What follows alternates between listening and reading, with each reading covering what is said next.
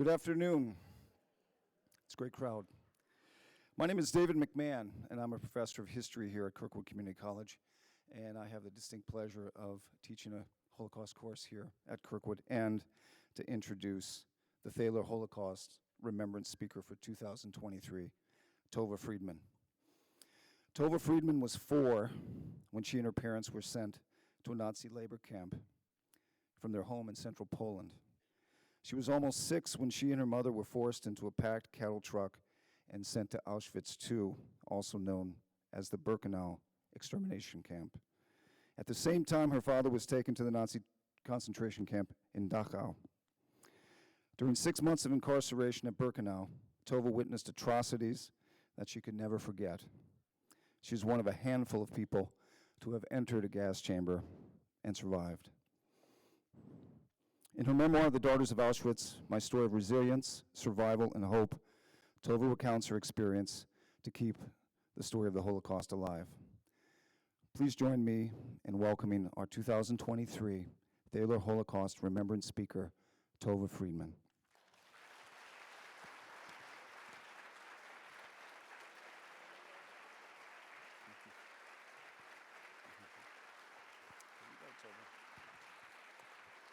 Oh.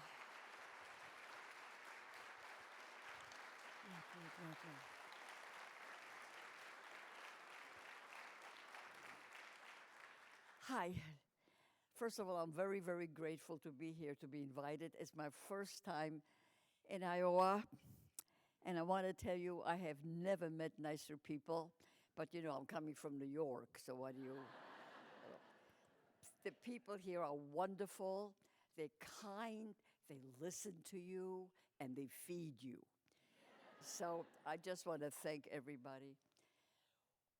I want to thank you most of all that it's very important for me to share my story. And I'm 84. Some women don't like to tell their age. I'm very proud of it because I never thought I'd make it, you know, to 84 years old. And I don't know how long I'll be here, so that my story is like, it's like once I tell my story, you get my story, and it's in your head.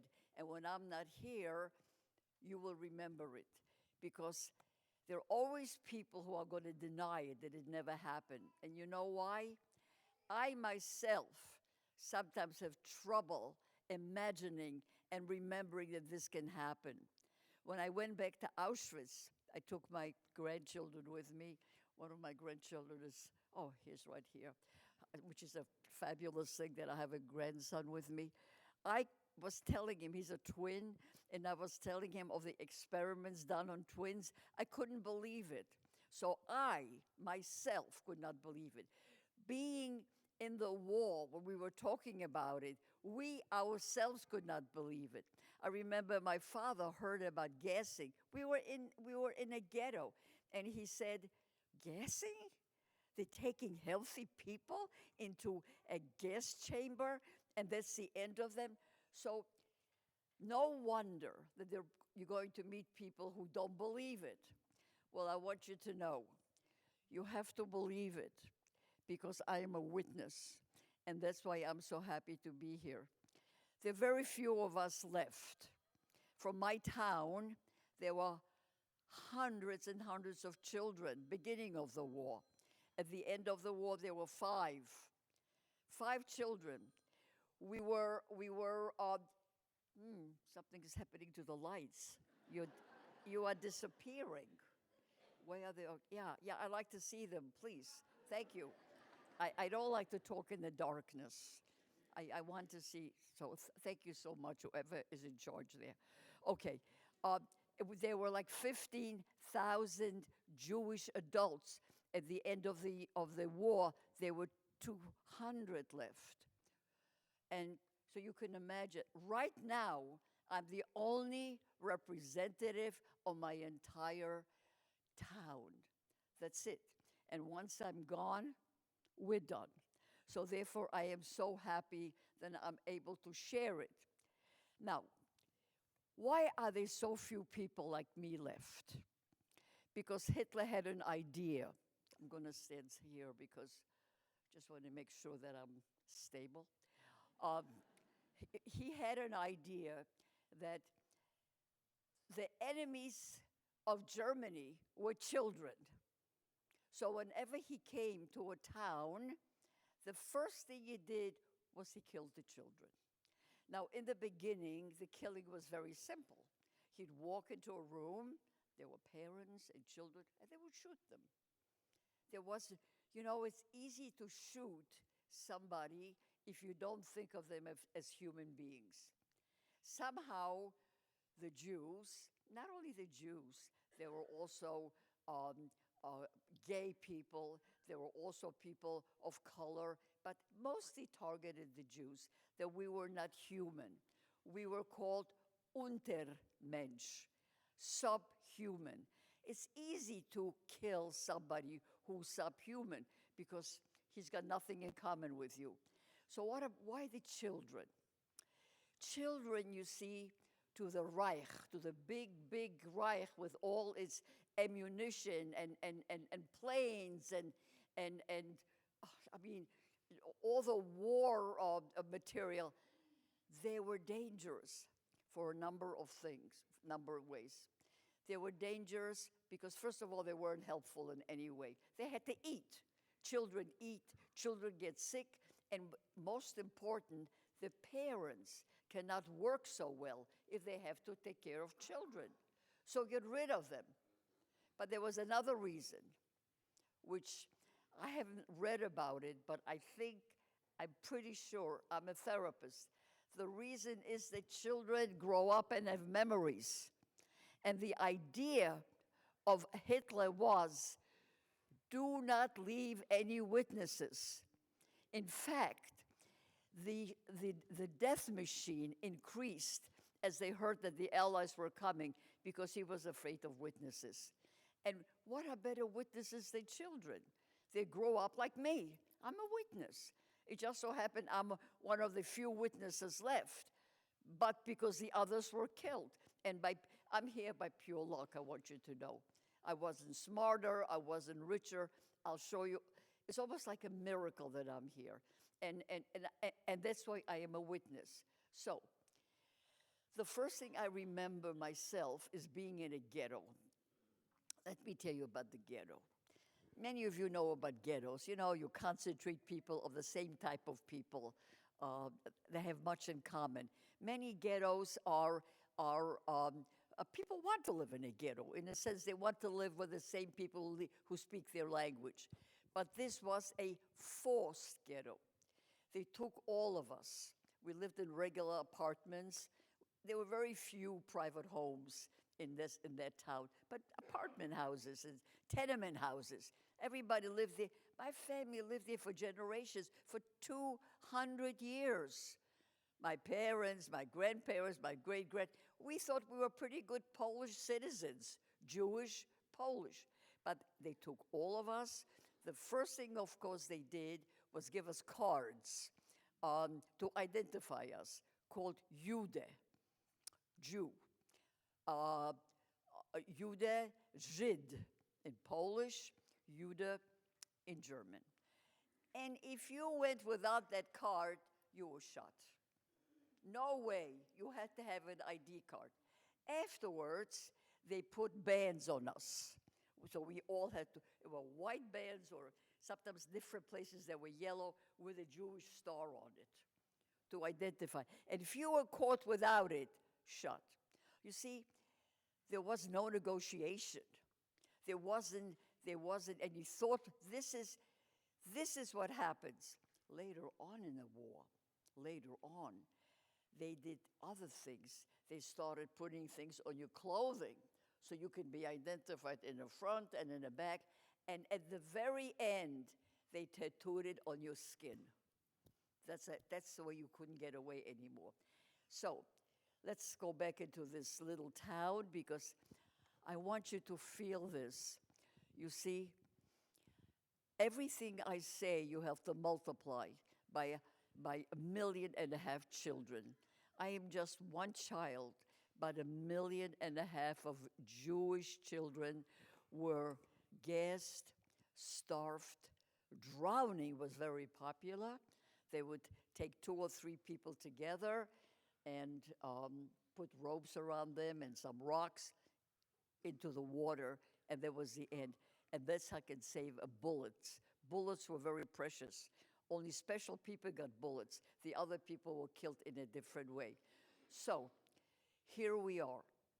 I am living with my mother and my father, which is good, by the way. We still live as a family.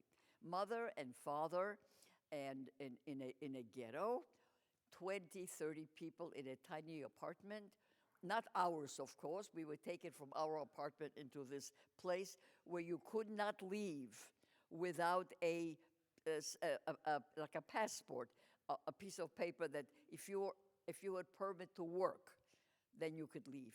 If you walked out of that ghetto without a permit, you were shot. Shooting was as common. I mean, if you went out of the house, you weren't sure that you'd come back because you don't know what they would find it. I want to tell you a story. I don't always tell it a lot, especially when there are too many children around. I don't see too many. But the ghetto, we were starving, absolutely starving. So mothers would allow little children, let's say 6, 7 years old, to go through, there was a little hole in the wall. You can still see the place if you ever go to that place. As a tourist, they show it to you. But tourist or not, this is what happened. A little hole, and the little kids could go through it, and they would go to some Polish farm or somebody they knew and would get a piece of bread. That bread could sustain a family. So the kids would come back. That would only happen at night. And it's interesting that the mothers knew the terror that the kids may never come back, but you had no choice. I want you to know the choices that we made, my mother also, she told me, were not something that she could think about. There wasn't a thought process. Well, in our town, little town called Tomaszow Mazowiecki, that hole was discovered by a German SS person. And you know what he did? He would let the kids, he watched from away. He would let the kids out. The kids would come back in the middle of the night with a piece of bread or food, anything that he could get on the outside. And as they went through the hole, he would shoot them. And they would die with that piece, with whatever food they had. He became so famous in this that after the war, thank God, he was hanged as one of the criminals. That was his only job, shooting of children. That was he was famous for.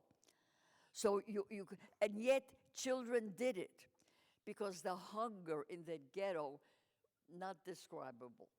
So the children were the first victims. The second victim were the elderly. Let's see who elderly were. 40, 50 years old. That was considered elderly. Why? Because they couldn't work. Hitler planned out this so beautifully, I want you to know. I have to use the word beautifully because this is not random. The reason we know it wasn't random was because the same plan was carried out in every single Jewish, or a town where there were Jews all over Europe. The same exact process. This process was thought of in Berlin by very brilliant people, by geniuses, by strategists, by professors, by nutritionists, because they knew how much food to give us in order how long we will live. So this is like a system. That's why they were able to kill so many people, because they had a system in place, and it didn't vary from town to town. So every town lost its children. There are no children now at my age. I go to conferences, and there was like a table saying, children survivors at Auschwitz. A few years ago, there were 20. Now I'm 2 or 3 people. So the children were gone. Then the elderly. The elderly, who are the elderly, 50 and over, they couldn't work. The ones that were saved in the beginning of the war were the workers, like the age of my parents. They were 20, 30, around that age, because Hitler used us to do their work. They never dug a grave. My father dug the grave for his parents. And not only he, able-bodied people his age would dig these gigantic, I don't know if you've ever been to Poland, but there are these communal graves that are like twice the size from there to here and twice, very deep, you know. That's where that's where the kids were shot, those who were not shot individually, and that's where the elderly were shot. I remember when my mother's mother, who lived with us in a ghetto, was one day they came in, just took her out. She was shot outside the house. And my mother didn't cover up my eyes. She let me see. Because, you know, in back of her head, she thought my mother, someday we'll be separated. And this little girl, I was the only child, the little girl has to know how to function on her own. So she thought, the more I will know, the more I'll be careful. And she was right. The more I understood my world, the more I'll be able to take care of myself if I had to. So she let me see it. I saw my grandmother, splattered blood outside the house. A little time later, my father came in and he said to my mother, and his tears were coming down, he didn't cry. We never cried out loud, by the way. It was like a no-no. You couldn't hear the voice of crying if you could help it. But he was crying and he said, I just put them on a truck. I knew exactly what that meant. I knew that he had dug a grave, he and other people his age, his group, and all the elderly were taken out of their homes and taken in those trucks, and because the graves were a little bit outside of town. They were not inside, they were outside of town, and that's where they were shot. Now, how? We even know how. You know how we know? Because people talked. In every town, it was the same way. They were first undressed, and we were naked a lot. Why naked? Number of reasons. Again, it was a plan. Listen to the plan of evil. These were educated Germans, educated, who planned out this plan of evil. You took off their clothes, it saved you to undress a corpse, because that corpse would eventually be cremated. They didn't want to have bodies, because what do you do with millions of bodies? But if you cremate a person, it becomes, less and less. When you go to Auschwitz now, and I took my grandkids there's ashes. They still keep the ashes as a memorial. So it was easy to deal with ashes. Now, they took the clothes off, because they also took the clothes and they washed it and sanified. I don't know what they did to the clothing. My mother worked in a factory like that of the clothes, because they sent those clothes back to Germany to their families. Because we came with very nice things. My father was a tailor. We certainly had suits. My mother was dressed well. Everything was taken away. And so the elderly were also gone. So here we live. Just think about it. We live without children and without our grandparents. Then, in order to make it a little bit, that's how they destroyed us psychologically.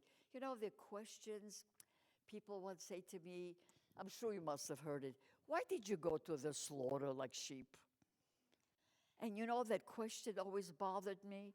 Were we sheep going to the slaughter? People like us who have never in our lives held a gun. It wasn't a war like it is right now. Wars going on right now. But it was different. Ukraine has an army. It has tanks. It has sympathy. It has money. I'm not saying it's a good war. Please, I'm not saying that. But they have a chance to fight. We didn't have anything. We were taken from our beds. And just imagine what what people want to fight if their children have just been killed in front of them, and their parents also killed. What fight is left in you? So psychologically, we really became um, almost inhuman in a way because we didn't know how do you deal with it? How do you deal with something like that? You have to continue. You can't commit suicide, and you have to go to work. So my first memory is the death of my grandmother, and I knew that I couldn't get. I was under the table. First, for being hidden.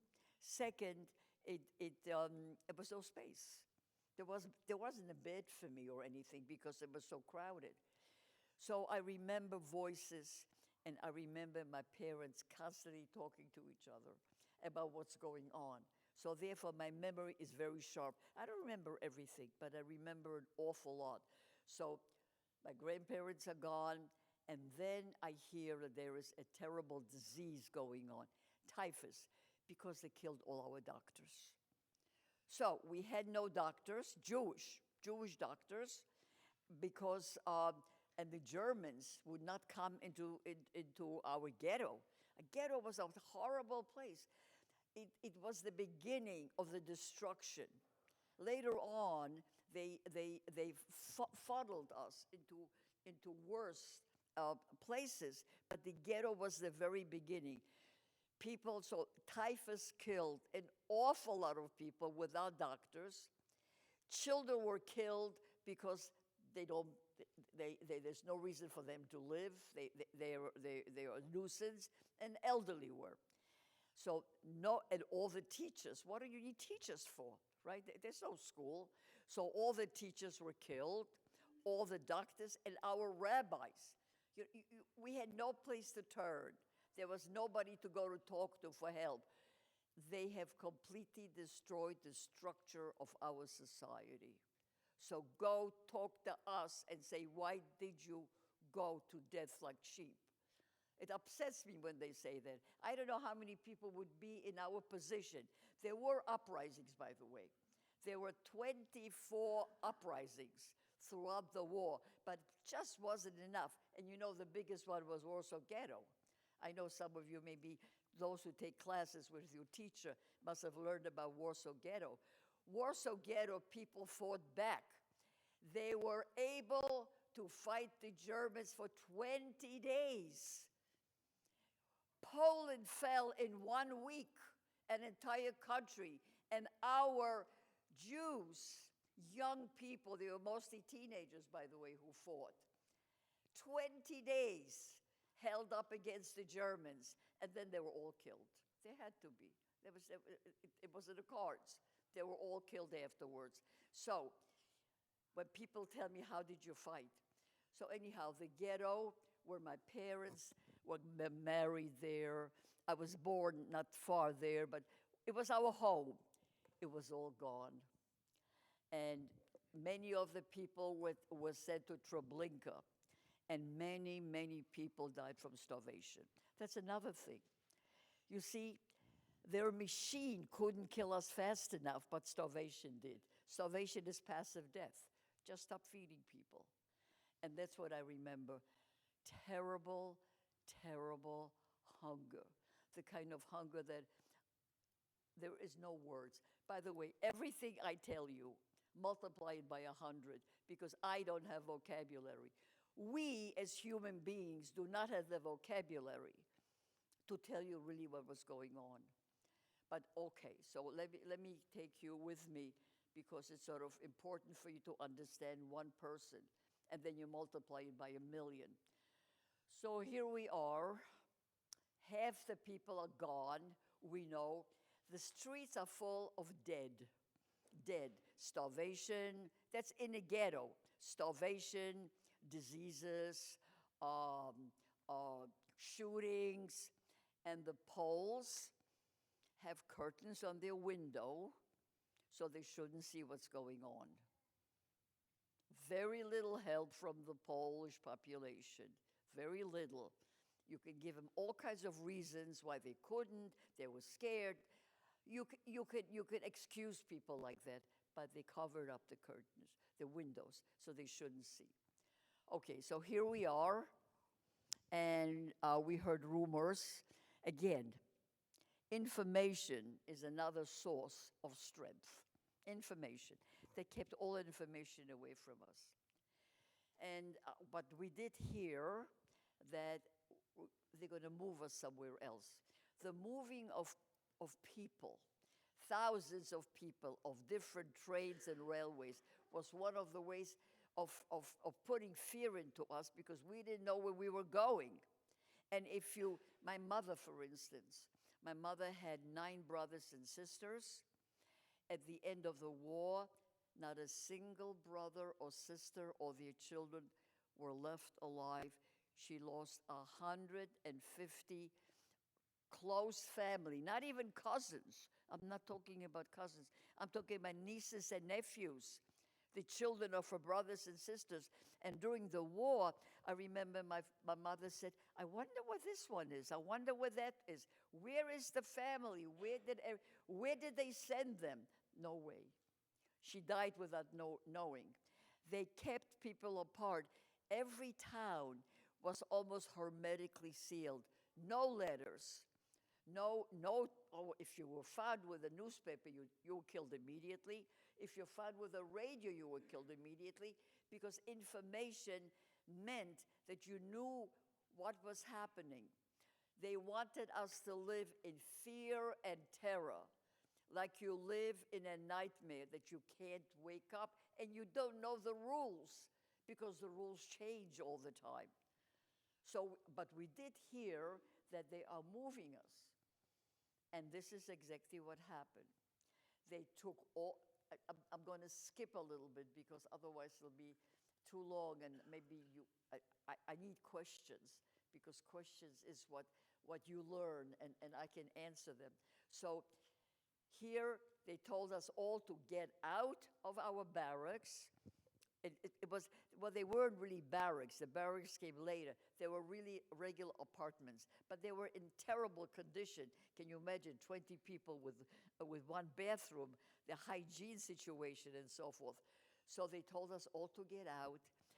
There were very few people there because the rest have been sent to Treblinka. That's another thing, by the way. Every town had a destination, which is a destination where you'll be killed. My town went to a place, Treblinka, not to Auschwitz. Nobody went to Auschwitz. I went to Auschwitz from a different town, but this town was only for Treblinka, which is another terrible concentration camp. And the rest was starving. We all went outside. We were ordered to go outside, and then the shooting began. My mother had me on her lap. I remember that very well, shielding me with her body. Why was the shooting? Because the trains were waiting to take people to Treblinka. And because new trains came for new people, and there wasn't enough space. So shooting, if people didn't die from starvation, they shot them. They just had numbers. Do you know that throughout the whole war, people walked around with paper and pen and pencil and taking numbers down? When I went to Auschwitz as an adult, my number was on a sheet of paper with my tattoo on it. And the day I arrived, they kept great records. They're open now, by the way. So they were getting all of us out of our buildings because they were sending us somewhere else, but they didn't have enough space, enough trucks. So those that were too many people, they just got rid of them. The shooting went on and on until their numbers were correct. So some of the people were taken on trains somewhere, and for some reason, my mother, and about 40, 50 people stayed behind. I remember my mother said, oh my God, they're going to kill us now. Why are we here? And when the trains were leaving, I remember my father yelling, why are they leaving us behind? What's happening? Where are we going? I remember that, okay? The trains went away and we were stayed there, and we found out later on. It was sort of lucky, by the way, because you didn't know what was happening. We were the cleanup squad. They decided, as whenever they moved you to a new place, they cleaned up the old place. Why? Because there's always a feeling that somebody someday is going to come and say, "What did you do?" Accountability. Accountability. So, and they were afraid, by the way, the International Red Cross would periodically come to one of the camps. And they were fooled completely. I am against the Red Cross because of that, because I don't believe that an international Red Cross educated in things like that, in spotting a murder, that they believed the Germans that nothing was happening, that only labor, that we did only work. Nobody was killed. However, the Germans always had in mind, what if they do come? So they cleaned up. So I and my mother and the other 40, 50 people left behind were the cleanup squad, picked up bodies. I remember following my mom. I didn't have to be there, but I was too scared to be alone. I wouldn't let go of her hand, and I followed her, and pick up a leg, pick up clothing soaked in blood and so forth. We did it for months. The place was pristine. I remember walking into a barrack. I call it a barrack. They didn't have yet barracks. They were apartments. The barracks came later, and I knew that there were kids there before. They were, of course, dead. All these kids. They were murdered. But my mother showed me how to fix the pillows and put everything back on the shelf, in case. You don't forget, this Tomaszów, this particular area was going to be completely free of people. I don't know if they put the Polish population there, because we didn't know what happened after that. But when we left, it was supposed to be no sign of murder, because the idea was also leave no witnesses. This was a motto come from Berlin. No witnesses. That's why also they killed the children, because there can be no better witness than a child when they grow up. That's why I am the last one of the few witnesses. That's why they killed the children, not only because they were a nuisance and useless, but they would be witnesses. So therefore, they wanted no witnesses. The place was clean, and I remember my mother saying to my father, "Oh, we did our job. The place is so clean. They're going to kill us. We're not useful anymore." But they didn't. They put us on a truck, and an hour later, we were in a place called Daughter. It's a town, used to be once a Jewish town, but it was an old army camp that they converted into a labor camp. This camp had barbed wires. The ghetto did not have barbed wires, as far as I remember, but they had soldiers all around, so we couldn't go in and out. But this had barbed wires, and it had towers, 4 towers, with Germans and the machine guns. I knew the sound of a machine gun. I didn't know it was called a machine gun, but I could tell the different sounds of different quick shooting, slow shooting, and so forth. So my mother said to me like this, "I have to teach you some rules," because she wasn't going to be with me. She was working in an ammunition. It was really called Arbeitslager, German word. Really working to help win the war. That was the purpose of it.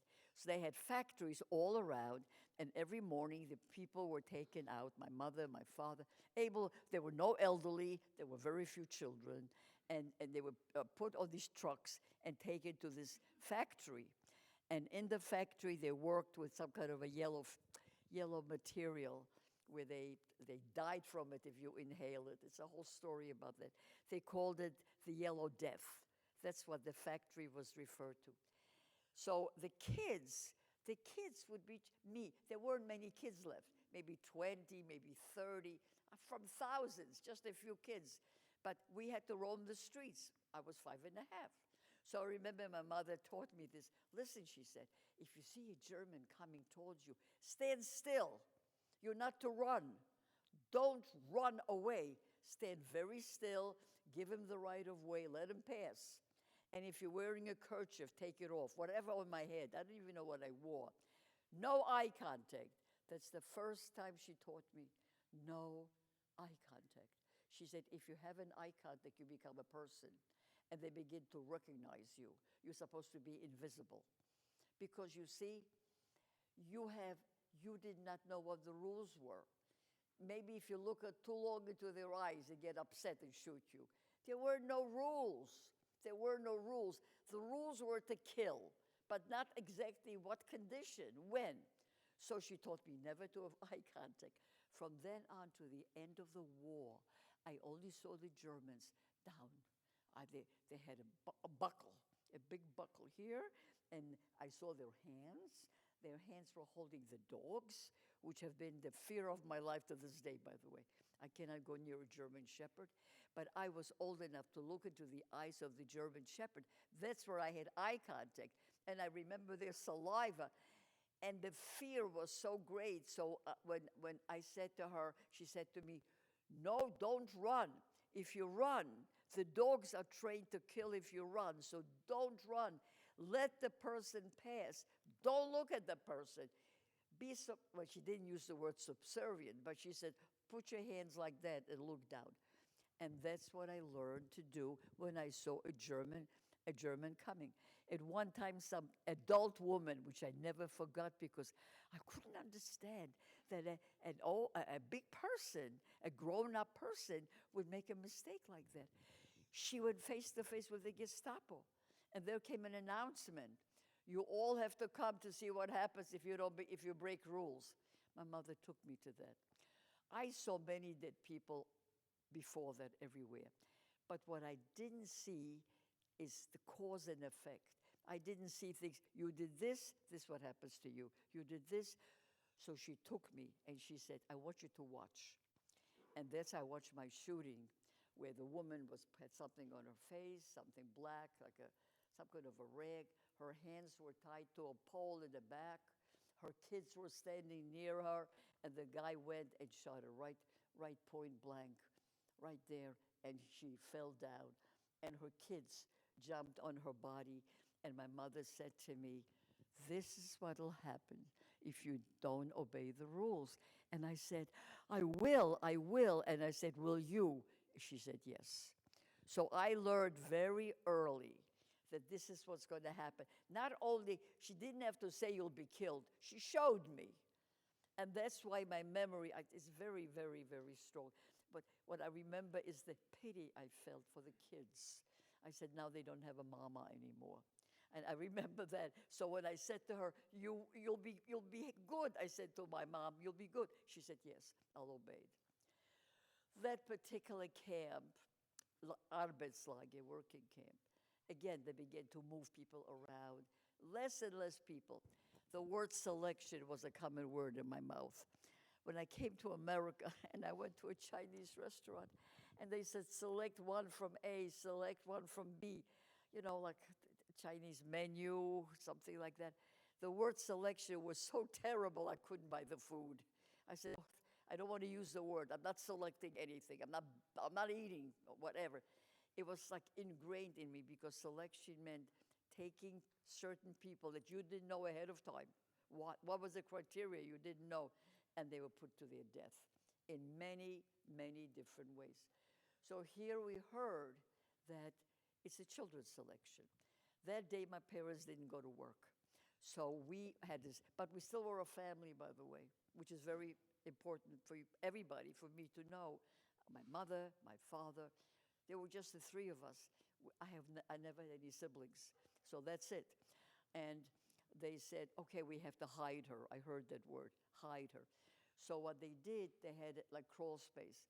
So they pushed me into the crawl space, and my mother came with me, and my father didn't go in, and he covered up the cutout so you didn't see the cutout. He hung up clothing. There were hooks there already. They had planned this ahead of time. And from the little window, I saw all the kids I played with. I didn't know any adults. All the kids I played with put on a truck. I knew where the truck was going. I did, and my mother put her hand on my mouth very, very tightly, so I shouldn't make any noise. I wouldn't have made any noise. I was a very well educated and very obedient little girl. I knew what was going on, but just in case, she kept it like that. And for weeks later, I could see there were black and blue marks here. By the way, there were cases where people were hiding together somewhere, 20, 30 people, and one of them had a baby, and the baby cries like babies cry. The mother, without being told, she killed the baby. She would put her hand on the mouth and strangle the baby because she knew. What did she know? You knew that if they were found out, all the 20, 30 people would be shot on the spot. She and the baby would be killed anyhow. And the way they killed babies in order to save a bullet is to throw them against the wall. It was common practice. Now you tell me how anybody can believe this. These same people, by the way, went home to their families and kissed their children and put their kids to bed. And they were Christians, and they said some kind of a prayer to God, now I lay me down to sleep, whatever the prayer is, and love their wives. Those same people, the same human beings, could next door go to work, it's their job, and take a little baby and throw it against the wall where the brains are. So, is it hard to believe? It's hard for me to believe, but I know it happened. Yes, right. So, here we were, no kids anymore. My parents still had to go to work. So my mom, I say my mom. It was also my dad, but my father was the outside man. Remember, information would save you. Information. We found out about the children's selection from my father. He said there'll be a children's selection. We wouldn't have known that. So the next day my mom said to me, you can't walk on the street anymore, because they're going to see you and kill you. So she locked me up. And I was in that room for weeks at a time. I don't know how long I was there. I know that I couldn't go near the window because she put something dark over the window. But I knew one thing. My parents were around. They were taking care of me. And I was going to get food every day at night when they came from work, whatever time it was. I got a meal. The workers, by the way, got an extra meal because they worked for an ammunition factory, and they wanted them to be strong. So I think they fed them 3 times a day, which is unheard of. Auschwitz all over is tiny bit in the morning, a tiny bit at night. This was 3 meals, so my mother saved the food all the time. So when she got home, did I feel safe? Yes, I felt safe. Was I going to stay in that room forever if I have to be? Because I knew the terrible things that were going outside. One day, again, I don't know timing, because children don't know timing. She said to me, you can go out now. You don't have to be in that room. I want to tell you, I was delighted. I remember walking out. It was beautiful weather outside. It was springtime, and maybe even beginning of the summer. And I remember the air and the sunshine and the sky. And I was out. I was 5 and a half. I was walking outside, no children, of course. And I saw my mother packing. I said, what are you packing? She said, we're going to Auschwitz. I heard the words before. But you know what? I didn't care, in a sense that I knew people were going to Auschwitz. I knew people weren't coming back. But being outside was so delightful to me that when she packed, I don't know what she put in it. We didn't have any pictures. I assumed it was some food. We still thought we were people, So we put maybe some food, maybe some clothing, I don't know. And at somebody's orders, I didn't know any, I couldn't hear orders. I didn't know them.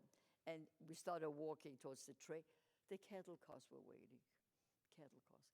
We went, I remember walking in with my mother, was my father, my mother, and me.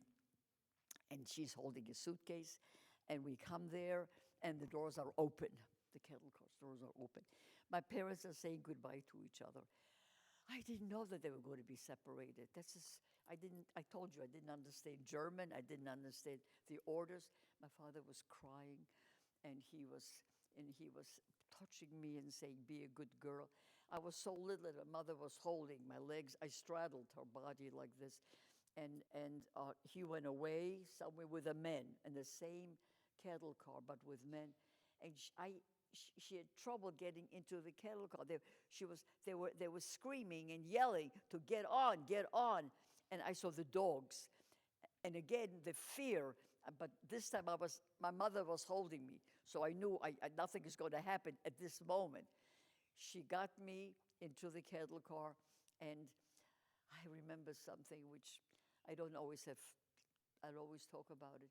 We were one of the first people, and there was one woman sitting on the floor, and we sat down next to her.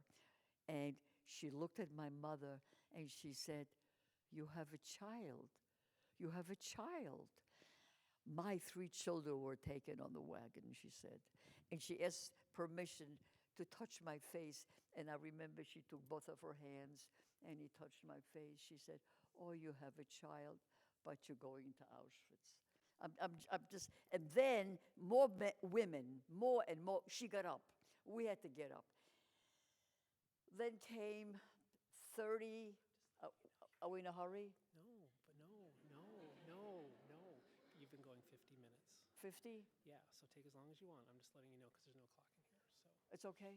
take as long as you want. I got permission to speak more.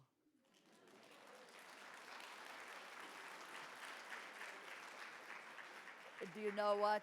I really appreciate this because first I get carried away because I'm there. I'm not here. I'm there.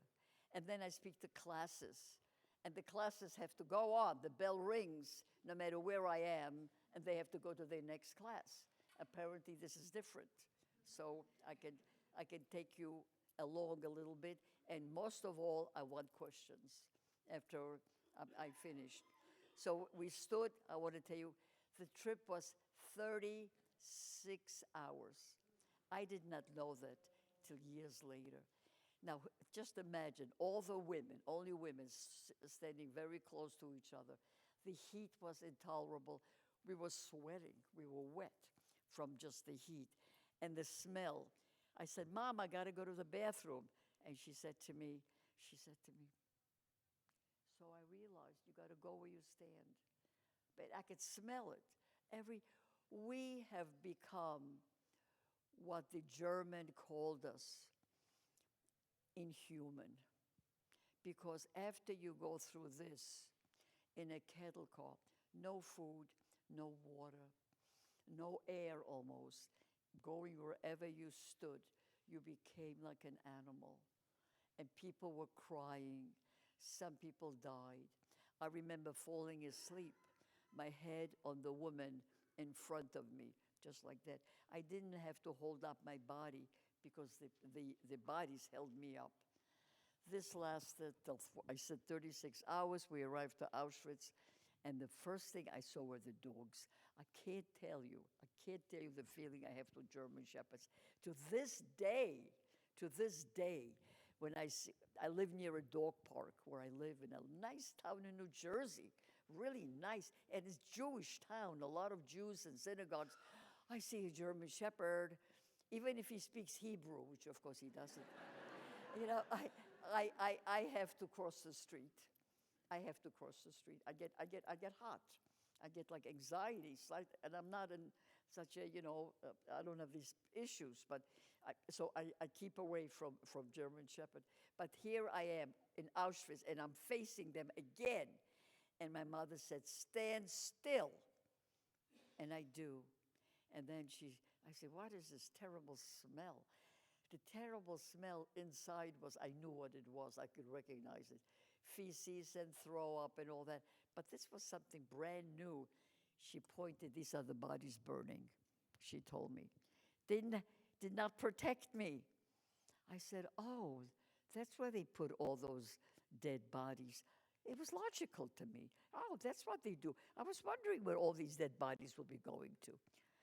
So within a very short time, I'm going to skip a little bit, she said, get undressed. I said, why? I told you, remember, our clothing were always confiscated because they were still good clothes and they were needed in Germany. So my clothes went, I was naked, and naked people, first of all, they're inhuman. Clothing gives you a certain type of protection. You know, it talks about you. If you're rich, if you're poor, your style. If you're naked, there is nothing. We all look alike. We just skin and bones. We aren't anything. So here we are, all the women got undressed, and I said, why? She said, because if our bodies isn't perfect, we got to go to the crematorium. I learned right away, and I kept asking, am I okay? She said, yes. I said, what about you? She says, I'm okay too. I trusted her. She told me the dogs will not eat me up or kill me because I witnessed dogs ripping people apart, just like I witnessed children being thrown against the wall. But the dogs, to watch a dog eat up, destroy a person in front of you, it's hard to even it's hard to even talk about it. So I trusted her. Now I trusted her that I should get undressed and that I'll be okay. I'll pass. We got our clothes back. Question: why wasn't I killed? One miracle was they didn't find me. They didn't find me in the crawl space. The second is I was visible to everybody. I wrote a book, The Daughter of Auschwitz. My co-writer was a reporter who did a lot of research in general. That's his job. He works for PBS, and everything he does, he researches. That's the way you're supposed to do. He couldn't find the reason why my transport, they left me. I was the only child. Why they left me, why I wasn't killed right away. Some book I read very little about the Holocaust. I just don't want to hear. I don't want to. I had enough. I don't do it. But this one book I did read was a professor who came to Rutgers University, and he claimed that this particular transport arrived on a Sunday. And Sunday, since the Germans were Christians, can you believe it? They were Christians. I don't know what kind of Christians they were. I don't know what God they prayed to. I don't know what Bible they used, but they were Christians, and they didn't want to work so hard. They had 4 crematoriums going. They didn't want a 5th one. They figured, well, I'm coming to a place called Birkenau. Birkenau was only one thing. Auschwitz-Birkenau was for extermination. No work was done. Other camps had many camps of work. This was just waiting for death. So they figure, if not now, later on. But before I got into the barracks, they shaved my head. So here we were. We really became not human. No hair, no clothes. We got into the barrack, and my mother began teaching me again. She said, listen, you'll get a bowl, a tin bowl, and a tin cup, and a tin spoon. People are going to try to steal it from you because the people who dole out the food don't look at you. You're not a person. If they see the bowl, they put food into the bowl, whatever there is, soup, whatever. But if you don't have a bowl, you won't get it. The person who stole it from you will have 2 bowls.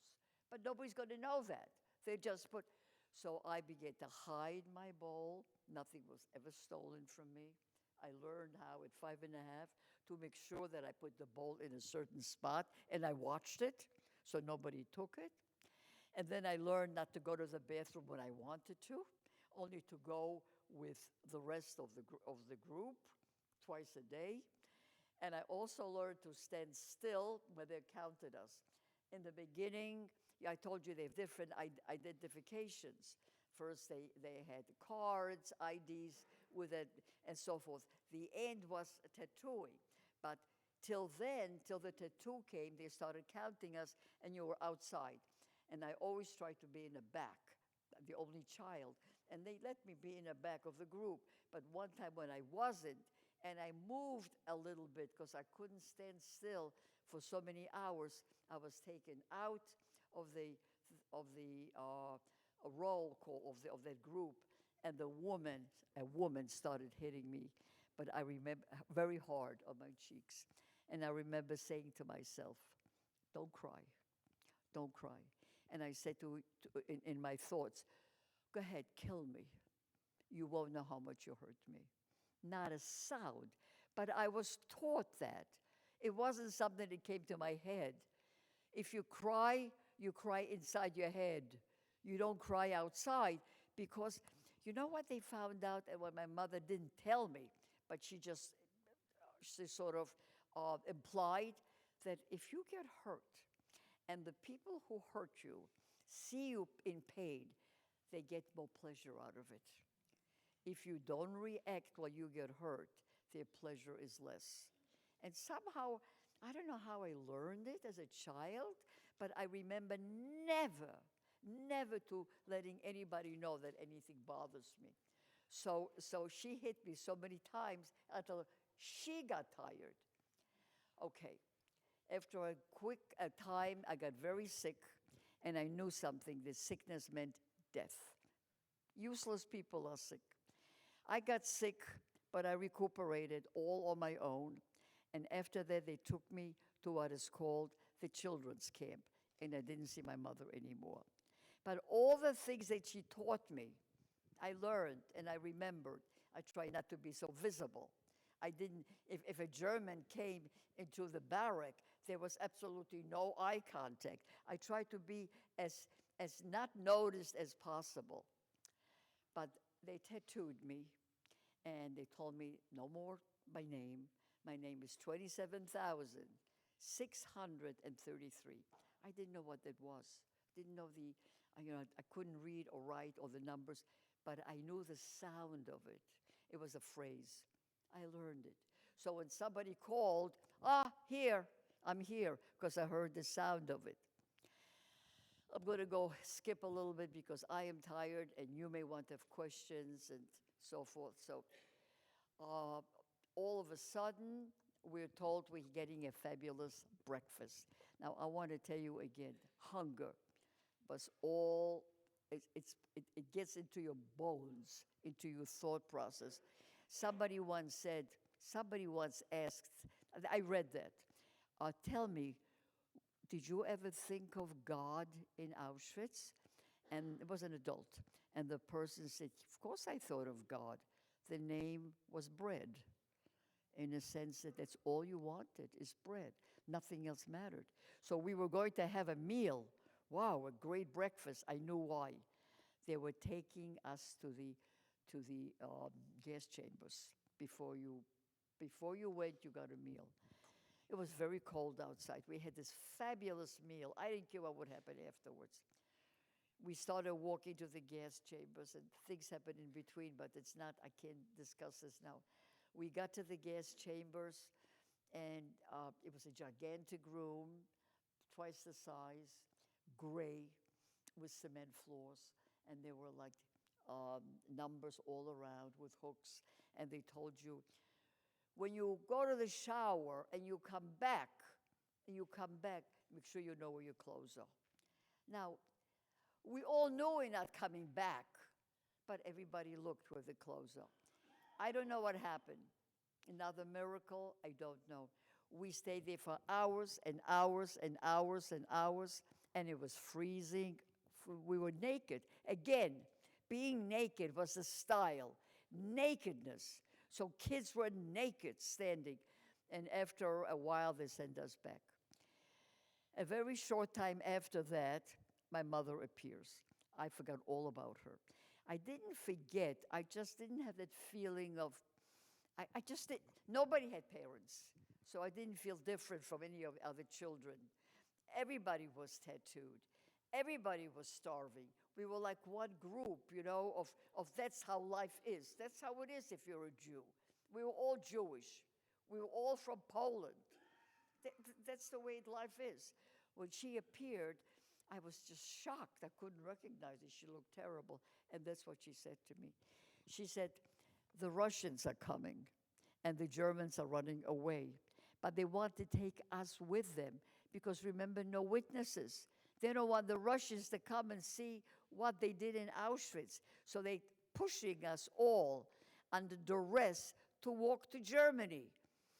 And she said, look at me, I'm going to die. You may survive. I don't want you to survive like that, she said. I don't want you to live by yourself in this world. This is not a world for children. I want you to die with me in Auschwitz. Will you die with me here? I said, yes. I was very happy to be with her and to die any place as long as I was with her. And she took my hand and we snuck out of the barrack and she found a hospital, but it was her plan. I knew nothing about the hospital. And she began to she looked for a corpse. And she found a corpse that was still warm so she could manipulate the body. She said, climb in. She took off my shoes and I climbed into with the corpse and she covered me up and she said, don't breathe much. I don't want anybody to know that you're here. I got it. I understood right away. And she disappeared.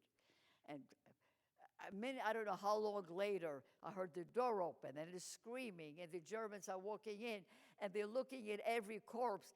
They were shooting people who couldn't even get out of bed. They were so sick. They were like, it was a madness at the end.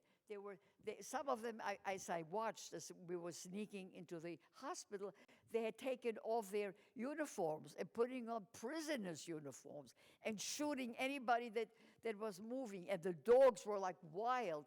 So it was so noisy. So that hospital was sort of quiet. But then I heard them walking in and somebody stopped on my bed. I stopped breathing. And the person was dead. There was a dead woman there. So it wasn't like, she certainly wasn't faking. And they went on. In no time, I smelled smoke. I didn't get uncovered because my mother said, only I will uncover you.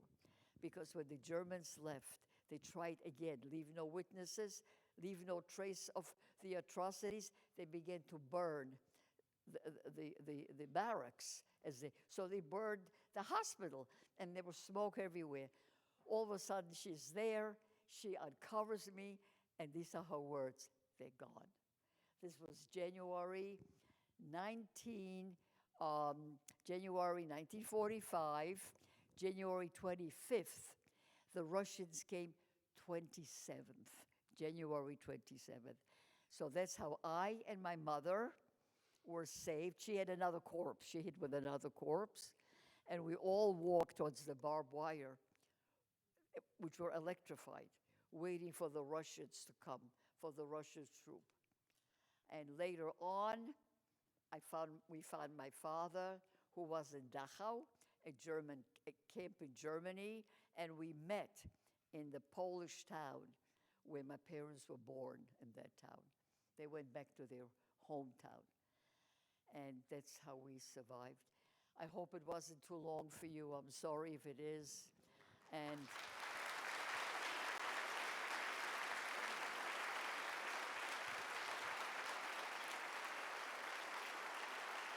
that's what.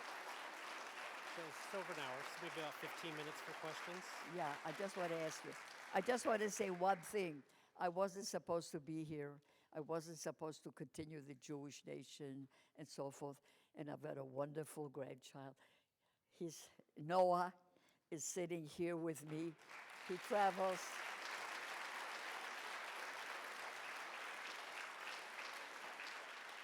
My grandchildren travel with me upon their request and my request. I could not have maneuvered the airport. Auschwitz was one thing, but the airport. Especially Chicago airport. Well, and he was like my light in this traveling, and it just makes me warms my heart to look at my grandchildren, especially this fabulous boy. So I just wanted to say that. And any questions are fine. Yeah. We have about 15 minutes for questions, so if maybe is there like a microphone? Do you want a chair to sit for the questions? No, I can stand, but I don't know.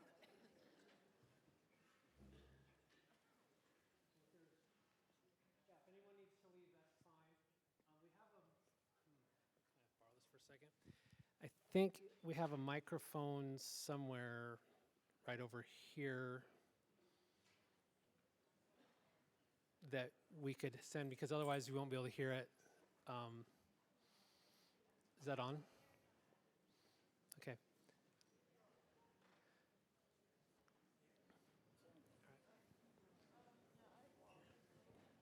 Let you have that, and we'll see if we can.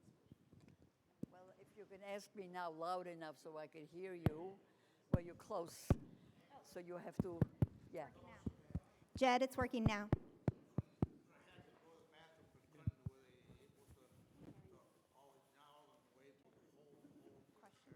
What do you say? What? I'm sorry, what was the question? Hold something. Yeah, something about holding to go to the bathroom. You learn a lot of things when you have to.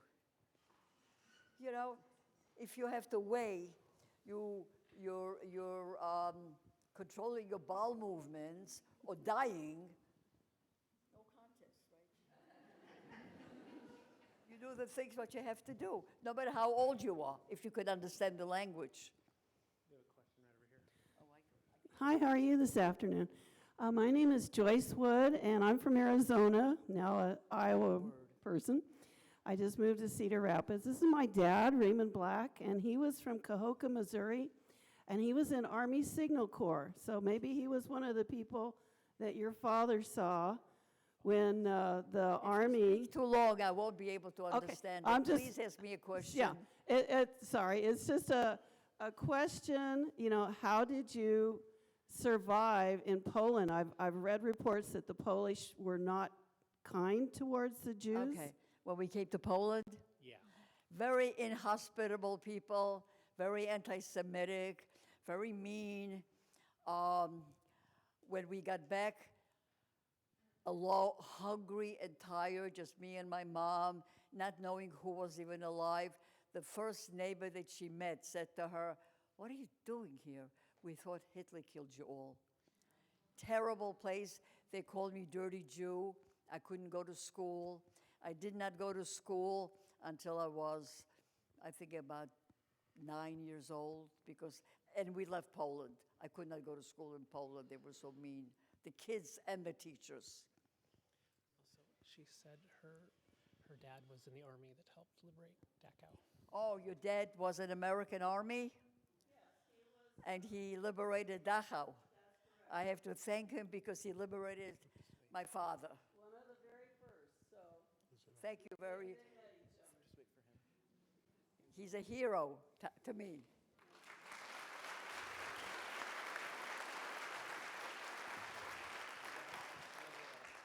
Over there.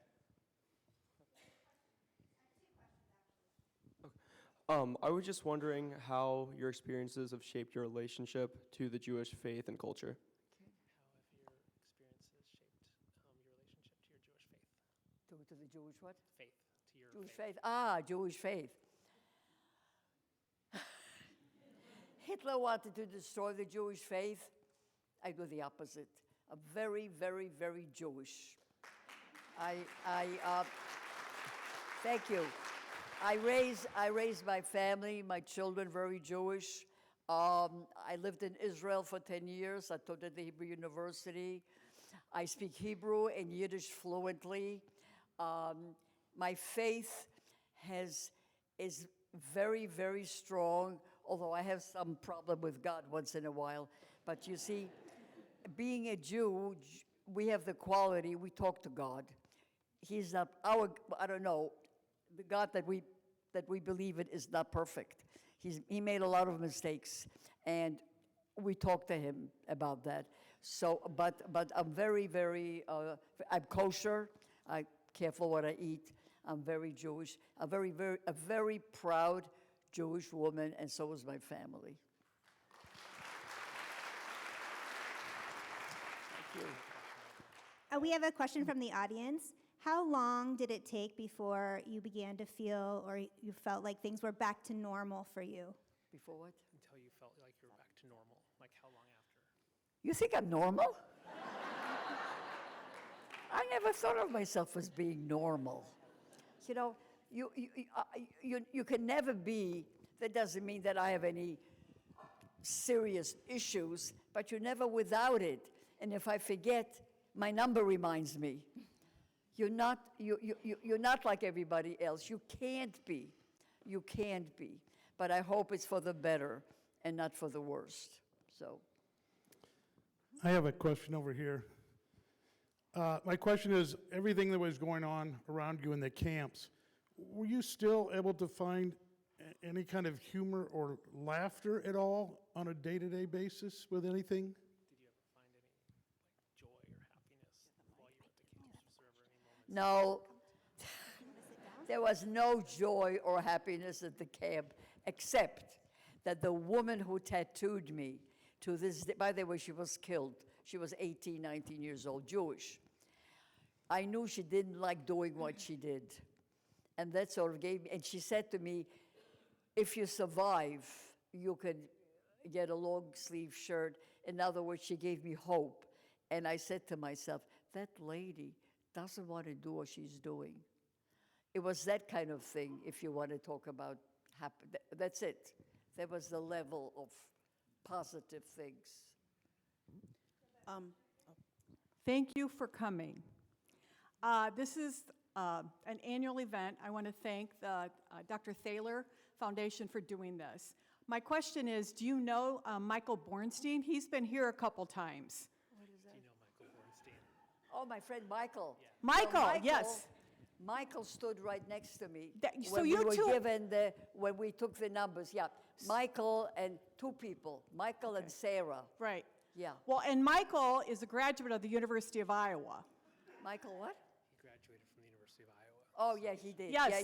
Yeah. So he talks about you in his talk. I've heard him speak twice. He was here last year, and then in I 2019. know. I'm here because of him. They Yes. called me, and they said, you know what they said? Do you want to meet wonderful people? I said, yeah, I'll go anyway to meet wonderful people. Go to Iowa.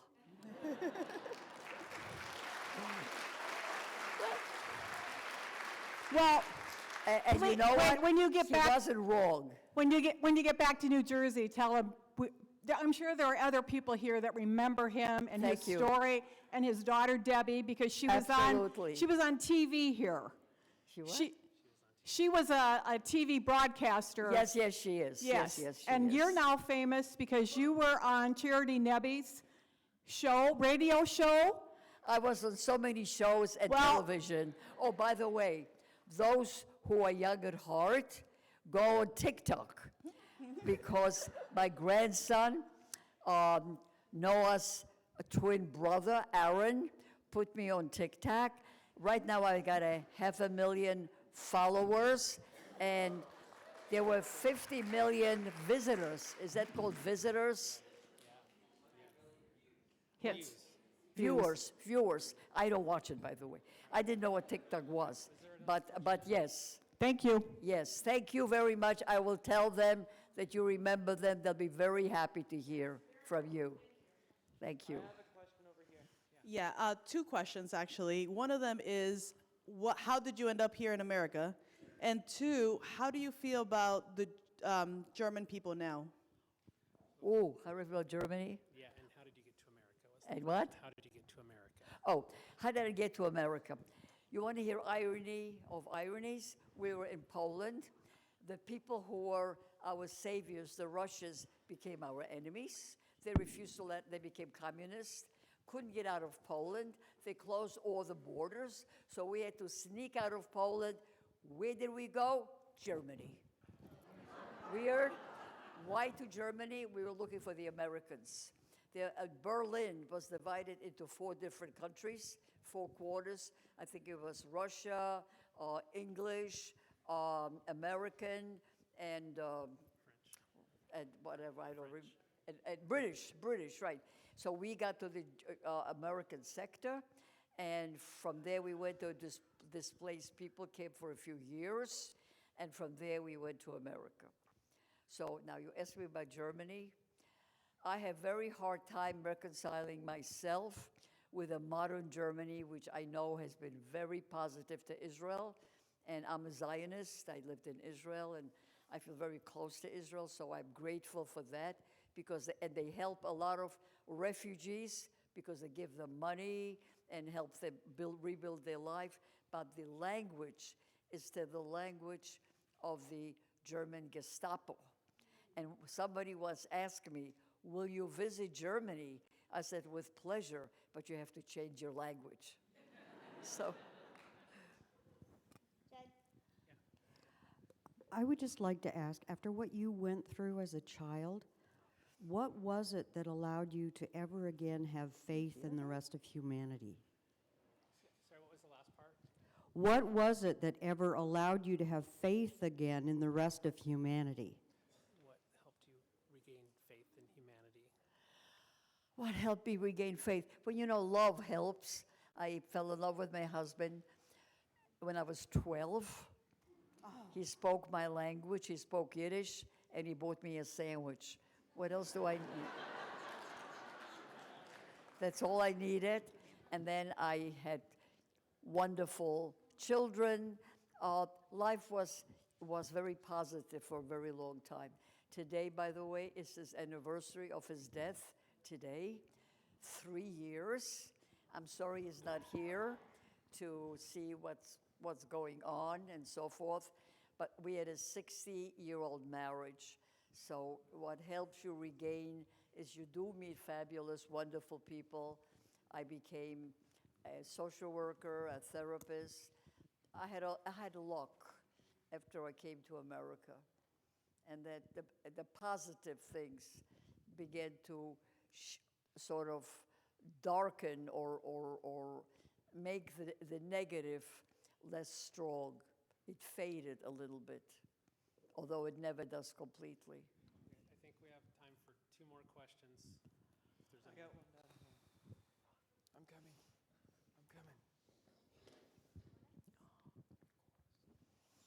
First, thank you for coming. I just want to know what your relationship is with fear today and how the years since you've maintained resilience. Your relationship with what? Fear. Oh, with fear.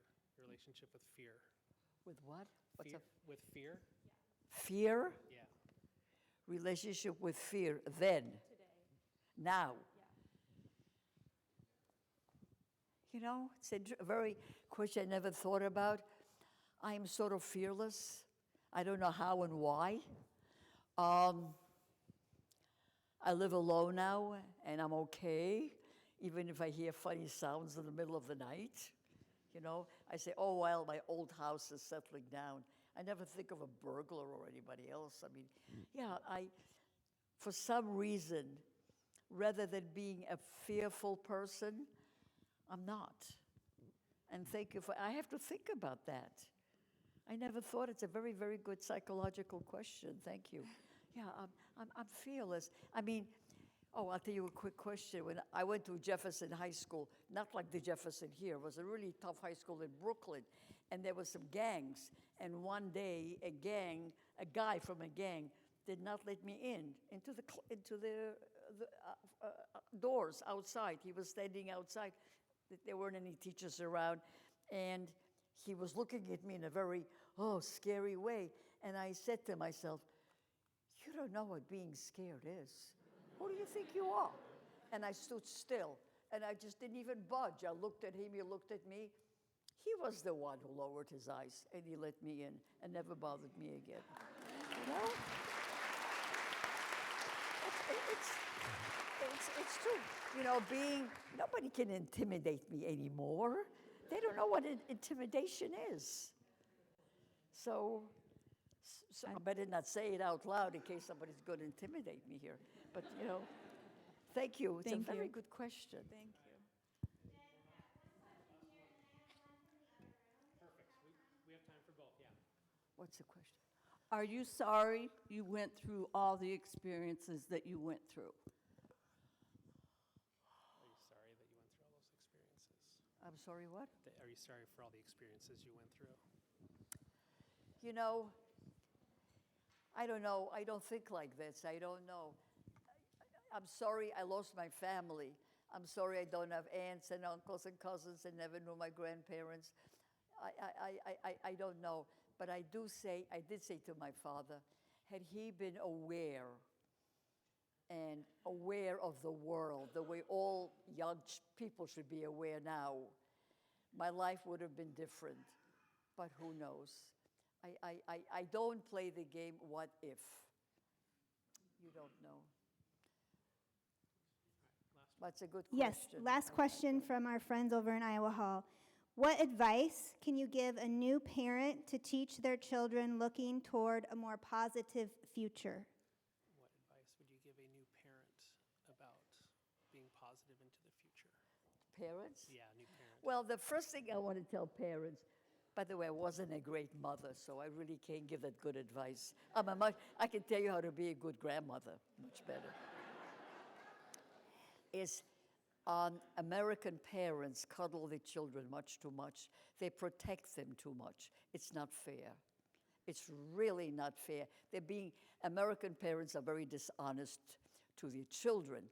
For instance, I was in this restaurant, and this little 4-year-old was sitting with the parents, and while they were waiting for their food, the waitress gave them a piece of paper for the kid, for the little boy, and crayon, and he made a circle. A 4-year-old can make a circle, right? Both parents jumped up and said, "Oh my God, you're a genius." I said to myself, this is terrible.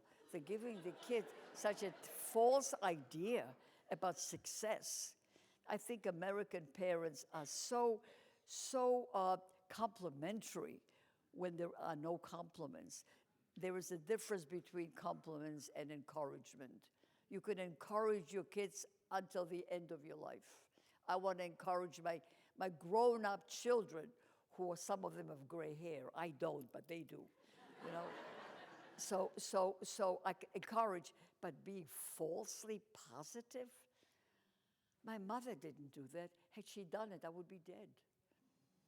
And I think the world is tough nowadays. My grandkids are in college, sitting in a room, can't go out. They don't have all the activities we had 20 years ago in colleges because of COVID and other things. You have to teach them reality, because outside it's very, very difficult. And you have to leave your family with courage. And you don't get courage unless you know reality. That's my opinion, just my opinion.